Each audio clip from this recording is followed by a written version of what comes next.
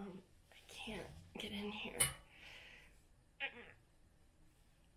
I'm stuck. Alright, I have absolutely not a clue what I am doing. Where to begin? I just had to reset up this old camera. I'm just gonna get started. You already know what this video is about. I have a lot to talk about. I'm gonna take you through a timeline. Most of it will be happening around the end of my high school year. I feel like a lot of people have gone through similar things that I have, but are either too scared to come forward about it, are still dealing with it. My cat. Brady.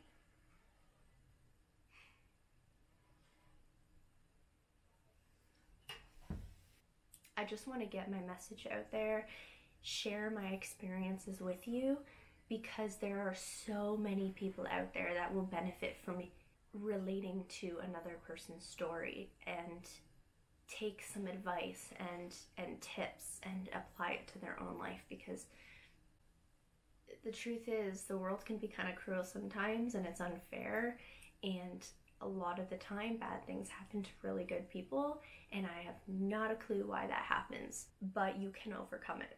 You can overcome just about anything that life throws at you. You just have to work hard, and you just have to be dedicated and motivated, and you need to believe in yourself. So I'll share my story with you, and hopefully you'll feel a little bit better. Maybe you knew me and you'll understand a little bit about who I am now. Really, I'm just enrolling you in my process of transformation. I need to remember to breathe. When I talk about this stuff, I get really tight and anxious. I'm gonna get straight into it and start with my mom. From the age of 12 is when I can remember all of this. I can vividly remember my mom being an active alcoholic. So my mom has struggled with this for many, many years.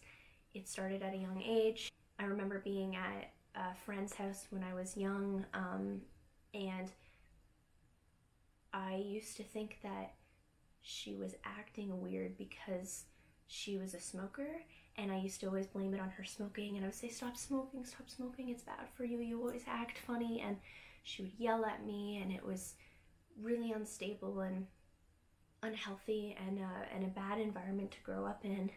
And it wasn't until later on that I realized it wasn't smoking and it was drinking, as I grew and became aware of what the situation was. And so because of that, whenever I would be at home, it was very unstable. It was really little things like coming home to an environment where there's an active alcoholic feels so unstable, and it makes you feel anxious, and it makes you feel alone almost, because I would seclude myself in my room all day and all night, and I wouldn't want to come out because I wouldn't want to come in contact with that. I would hear her yelling at my dad and just calling him names, and it was just really, really sad. I wasn't happy. There was actually one story that I remember really clearly. This has stuck with me for a long time. I was in my school play, either grade 7 or 8, and my dad couldn't come and watch because he was working, so I just expected to not have anybody in the audience there for me, which I was totally fine by. So I was having fun doing my thing, and then the play ended, and that's when everybody gathers and talks and has some treats. My teacher came up to me and said, Vanessa, your mom's here for you. Come with me. So I went with him, and my mom was wasted. She was so drunk, and it was one of the most embarrassing moments of my life. I remember him saying, how are you gonna get home? Do you need me to drive you home?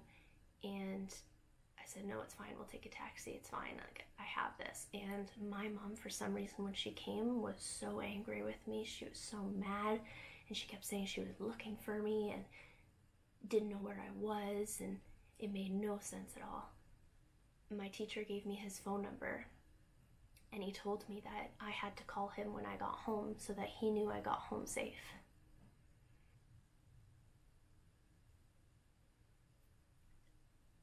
what?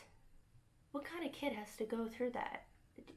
So many of my friends saw that, so many teachers saw that, and I felt like I was exposed. I felt like everybody knew what I was hiding and saw me, and it was just a really sad experience. So then grade 9 came along, and that's when my mom was still actively drinking.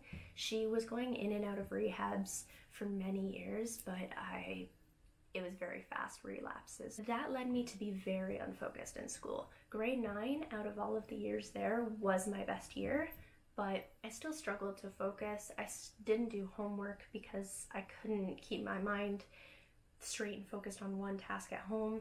My grades started decreasing because I was a straight A student in middle school, and then high school it was really falling apart. One good thing is that I joined the rugby team. I enjoyed that so much, and I thought that that was a really good way for me to let some steam out and just enjoy myself, enjoy some time with some friends. And so I went on a grade 9 rugby trip to British Columbia. That was a really good memory. That was something that I'm very glad that I did. I actually dislocated my shoulder. My shoulder now actually is compromised because of that injury. Quickly, I'll show you. Relaxing it, and then if I put it back into place, that's where it's supposed to be. So it slouches down like that, and then it clicks back in back here. That's something that gets in my way when I'm at the gym. So whenever I'm training my biceps, my back, anything really upper body, I need to put my shoulder back and then start doing my sets and my reps, because the muscle will start to build differently, and actually my right bicep and my right shoulder is smaller than my left. Yeah, so I had an injury that was pretty substantial. So then grade 10 came along. That's when I met my ex-boyfriend. So I met him in grade 10 around, I think, the middle of the year or so. It felt like I found a sense of security, I guess, in the chaos. And so I would stay over there a lot and start to go over there because it was a home away from home. Of course, at first we had a good relationship for about a year or so. We didn't have any issues, we didn't fight, everything was fine. I went to a lot of raves, that was my thing. I drank and partied a lot. Like every single weekend I was drinking and partying and just, I mean, probably a lot of people still do that, but I don't. That's not healthy for me. My mom went on a 5-month rehab, either the end of grade 10 or going into grade 11. That's a little bit fuzzy for me, but she went to rehab for 5 months. And so I didn't have my mom for a long time, and I had my dad. My dad's always been a very great support system for me. I love him so much. But when you're going through those years, you don't want to be hanging out with your dad all the time. You don't want to be hanging out with your parents all the time. And especially because I had a boyfriend, I just wanted to be with him. And I created a new friend group through him and through some other people. So I always just wanted to be there. So I wasn't really ever home. And my dad felt bad for me because of the environment that I had grown up in with my mom. So he left a long leash. He gave me a lot of room to allow me to be happy. And yeah, I think I abused it. I ended up getting into a lot of trouble. I'm just gonna say that. That's when my rugby commitment started to decrease. I didn't really care about it as much because I just didn't want to go to the practices. I always wanted to be partying and going out, and you know how it is, right? I got my first tattoo, which is actually this one here. So it says "Good Morning Sunshine" in my mom's handwriting because I got that for her when she left for rehab. I wanted to have it for when she got back. She was just going through a lot, and I wasn't really able to understand that at the moment, but yeah, it's just always a reminder that I love my mom and my mom loves me. That's all it is. Then grade 11 came. Now here is where the story is gonna get crazy. Grade 11 to grade 12 is pretty nuts. I'm gonna start with the fact that I changed schools. So for grade 11, I went to a Catholic school. I went to a private school my whole life, and I wanted to see what it was like in a more public setting. Let me tell you, it was really no different. I got myself into a lot of trouble. Okay, like there's really no segue into this, so I'm just gonna get right into it. I started dealing with drugs, like heavy drugs. Like it got bad. So I was doing it recreationally, just on the weekends for quite a while, and then it started to make its way into the weekdays, and then it would spread out longer, and then eventually it came out into a full-blown addiction. I was 100% addicted to opiates. Whenever somebody would come up to me with an opportunity to try some other kind of drug, I mean, I'd take it. I was not scared. I didn't care. And I think that stemmed a lot from being hurt so much from my mom, and just feeling lost and being around that a lot, that I really did not care. I felt like there was nothing to live for except for the ex that I had. And he felt like he had nothing to live for. So when you put two broken people together, you're just gonna fall apart. There's no healing when you're associating yourself with a group or a person that is completely broken. And it takes a long time to realize that, I find. So I'm really hoping that if you're in this situation right now, you can hopefully take a step back. If you at least just become aware of the situation you're in and what's happening, then hopefully you'll be able to grow from there and be able to make some decisions on your own. I trusted him at the time, and he always told me, it's fine, it's safe, I'll do this for you, you do this, trust me, I love you. And I was just like, okay, give it to me. I don't know. That's when I also ended up dealing with self-harm. So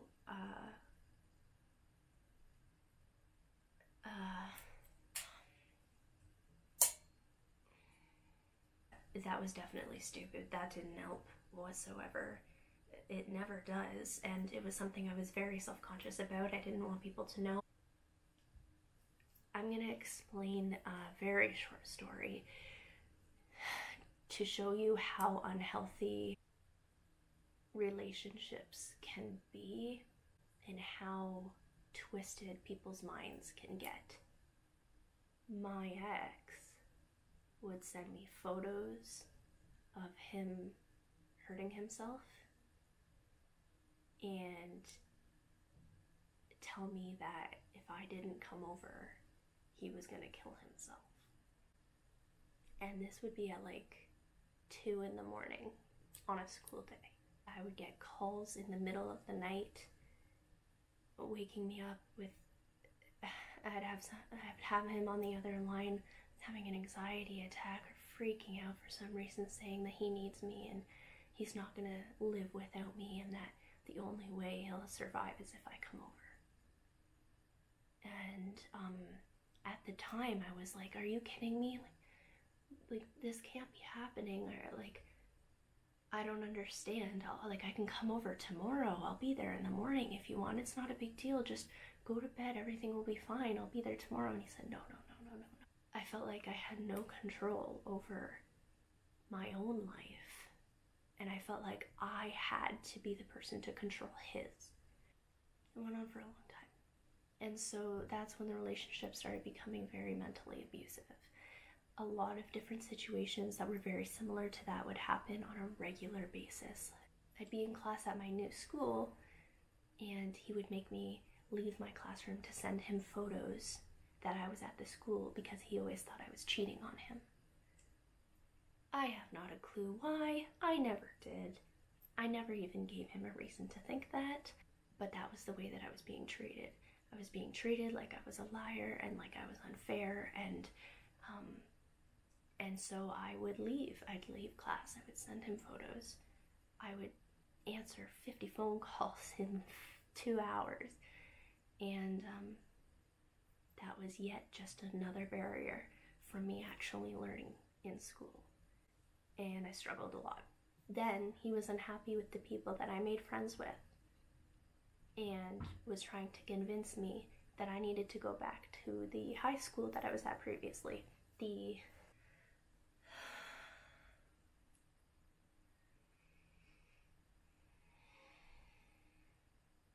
I'm just trying to keep it real with you guys. Like, this stuff is so difficult to talk about. I can't believe it ever even happened. So then I didn't even end up finishing my first semester there, and I ended up transferring back over to the private school I was at. I am thankful for that decision. I've always been happy that I ended up going back. I was much happier there. I had my friends there. My one best friend that I've had since grade 5, she was there, and it made me feel so much better having her. And though he was the one who was pretty much forcing me and convincing me to go, that was a silver lining that came out of that. And I wasn't able to realize that until years later. But that was one good thing that happened through our whole chaotic relationship. And then grade 12 came. And on my piece of paper here, I have all hell broke loose. That is very accurate. I'm shaking. I'm literally shaking. So my mom had come back by this time, and she was sober, and she actually ended up being sober for 2 years after the fact. That was the longest that she was able to go for. And I was really proud of her. That made my household feel warm again, and it made me feel safe. And we actually moved out of the home that we lived in at the time.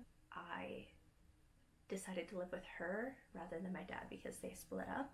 And the whole reason that I stayed with my mom rather than my dad was because I wanted to keep an eye on her and just make sure that everything was fine, and I loved my mom. So at this point, I was doing drugs all the time.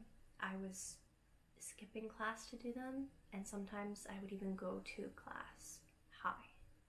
The drugs had become very prominent in my life, so I was not eating, and I was exerting so much energy from being out all night long, just roaming the streets, that I lost an incredible amount of weight. I've always been a very small person. I'm 5'3", I think. I was weighing at like 100 pounds, and that was really, really low. And I had no muscle. I was so weak.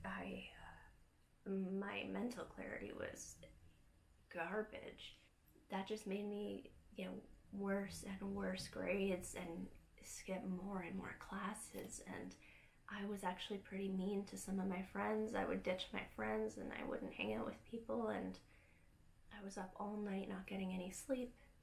We have this thing called Rib Fest. I go every single year. It's something that I really enjoy doing, and I never want to miss out on it. I said to my ex at the time, "Can we please go? That's something that means a lot to me. I really want to go. I think it's so much fun. Let's go together." And he said, "Yes, we'll do that. Just come and meet me at my house and we'll go right from there." I got there, I said, "Hey, I'm here," and I had not a response. I texted and texted and texted and texted him, and I was waiting right outside of his house, and I was texting him for over an hour, sitting in my car. Like, there was no point even going anymore. Finally, he pulled around, and he was in the car with a few of his friends, and he said, "Oh, I was just giving them a test drive. I just got my new car. I just wanted to show them." And I was furious. I got so mad. At the time, I thought it was just because Ribfest meant so much to me, but I was losing it from everything. My mind was just combusting. We couldn't stop yelling at each other. We couldn't stop fighting it. And his dad came up and said, "Vanessa, you need to leave." So I left. I got in my car. My ex was chasing after me. I shut the door, locked the car door. He ripped on the handle and ripped off my car door handle. He had a meltdown. I took the handle, got in the car, drove home. I just said to my mom, Mom, I want it to stop. I want it to stop. Tell him to stop. And she told him to stop talking to me and to stop calling me and to stop harassing me so many times. And it just went on and on and on and on and on. Finally, around the middle of grade 12, I had the guts to leave him. And it wasn't a simple breakup, like, it didn't happen like that. And the harassment just went on. A few of our friends stayed over at my best friend's house for the night, and then in the morning I told them I would drive them home. So I had 3 friends with me, and I dropped the first one off, dropped the second one off, and then I was on my way to go drop the third one off. I got a text, or multiple, can't really remember, from my ex saying that he was stalking me and telling me the addresses that I stopped at. So he followed me to the places that I dropped my friends off at and was following me until I got to the last one, because the last person I was dropping off was my best guy friend. And for some reason, he always thought I was cheating on him with him, which I would never do. Never. I would never do that. We pulled up to my friend's house. He opened the door, and my ex grabbed onto the door and was trying to jump him. So he was trying to beat the shit out of him, and my immediate reaction was just throw the car in reverse and step on it. So I put the car in reverse and we flew back, and I was trying to get him off the car, and I think he ended up just falling off because he had one foot on the car and one foot on the ground, and he was stumbling and he fell off. My friend shut the door and I just drove. What the hell just happened? I ended up dropping him off, and I texted my ex and said, we need to talk, because I was scared to go home and I was scared to leave my friend by himself, so I needed to resolve this situation and figure out what the hell was going on. So my ex got into my car and I drove off, and I was just gonna drive around the block so we could have a conversation without his friend. And I drove onto the main road. I was yelling at him and I was like, are you stupid? Like, what is going on? And it is a complete blank on what words were said between one another, but I remember that I said to him, if you don't stop talking, I'm gonna smack you. And he looked at me and punched me in the stomach while I was driving on a main road through an intersection. And I collapsed, and the wind got knocked out of me, and he had to grab the steering wheel and turn it into the parking lot that we were previously in. And I was hysterical. And that was the moment that it clicked, and I was like, this is a no. This isn't okay. This is not happening again. I'm not letting this happen again. I screamed at the top of my lungs for him to get out and went home. It took me a punch to understand that I shouldn't have been with that person. Do not let that happen to you. Don't ever let yourself get to that point, because then it's just over, and it makes you feel broken, and it makes you feel like you lost everything, even your sanity. Just don't let it happen, and just be smart and have enough respect for yourself to know when enough is enough. If you're finding that you're more unhappy with that person than you are happy, leave. There are so many people that are compatible with your traits and your qualities that you are going to meet somebody who will respect you and love you and care for you. Somebody that your love is worth giving to. Just have enough love for yourself to know when enough is enough. So anyway, I called my friend after that, and I told her that she needed to come and get me, and I told her what happened. She lived like an hour away, and she was at my house in like half an hour. She got up and left to come and get me. She was so crucial in me getting better. I used to think the more friends I have, the happier I'll be, the better my life will be, and I would try to make as many friends as possible. right now, currently, I have 2 friends that I had from all the friends I had in high school. And those 2 friends are going to stick with me through life. So it's always better to just make sure that you make true connections with people rather than creating an army of people who really don't care about you at the end of the day. I just wanted to be with my friend, and I cried for weeks on end, and I didn't know what to do, and that's when my ex decided to tell me that he had been cheating on me.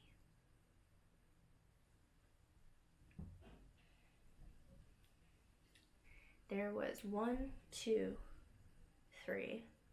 Then he went on to telling me more people, but that doesn't even matter. The point is, he cheated on me with multiple people, and one of which was a year into our relationship. We had been dating for 2 years. Just a little before we were breaking up was when I made a new friend that I thought was a good friend at the time. And she actually came to me before he did and said, listen, I hooked up with your boyfriend last night. I didn't let her explain enough. I immediately just went to him for answers. And of course, his answer was, no, it didn't happen. I didn't do that. You can trust me. I love you. I would never do that.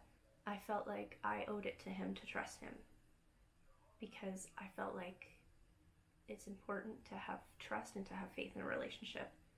That's how a relationship should be. I was thinking about the situation I was in, like a caring and loving girlfriend would. I'd be like, you know what?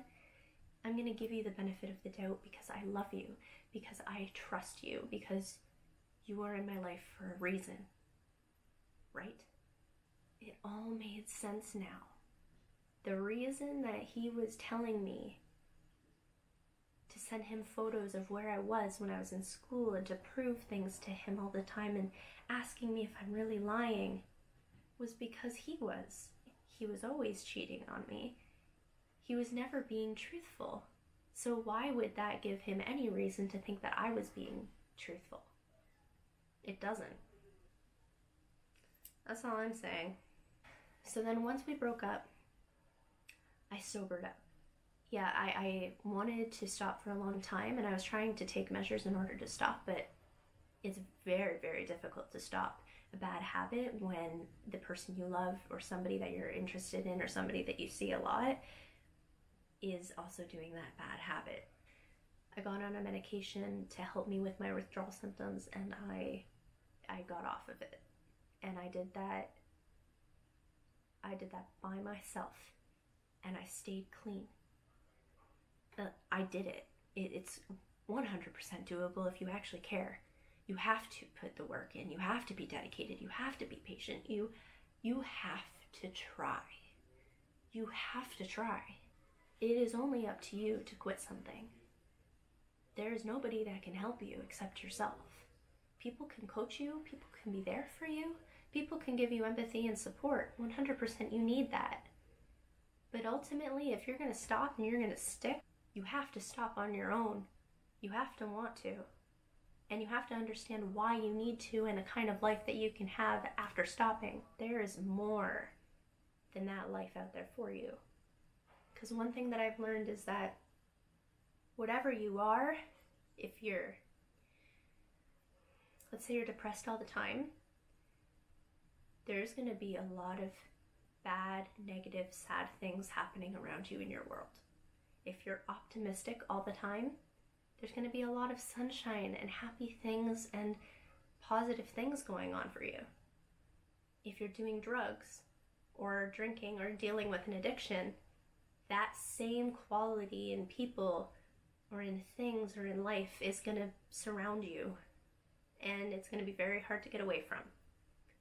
So you need to change your mindset, change the way that you see the world and that you see yourself and that you go about life. You need to change all of that in order for your life to change. You can do it. You can do it right now. It's a lot simpler than you think.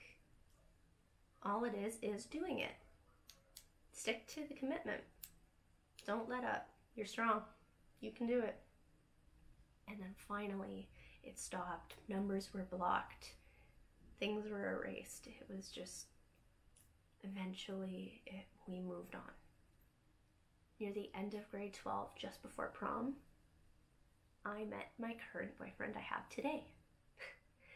It was about 4 months later, I think. 3 months later, I think. So we've been dating for nearly 3 years, and it's been going great. And, you know, I just decided that I had to turn my life around. I'm so sorry, my power's gonna die. I just decided that, you know what, I need to change all the traits in my world. I need to eat healthy, I need to work out, and I need to relax and just figure out who I am. So I really used the gym as an escape for myself. That's why I really liked lifting weights in the beginning, was just working hard and building myself, literally building myself from inside and out. And then when I was in cardio, I would just zone out into my music, and I learned and I practiced and I played and I healed. And that's why I got into health and fitness. I created myself. I just wanted to show you that some good can come in a lot of darkness. The world doesn't have to be bad for you. You can really bring yourself out of very tough situations. People are very resilient. I'm gonna end it here just because my power is gonna die, so I don't want it to cut off somewhere bad. If you want me to make another video like this, I can maybe continue some stories, tell you some new stuff. I skipped over a lot of stuff here. If you want me to share that with you, then just give it a like. You can subscribe. Yeah, I hope you enjoyed. I hope I helped some of you. I'll be posting another video soon, so I'll see you later.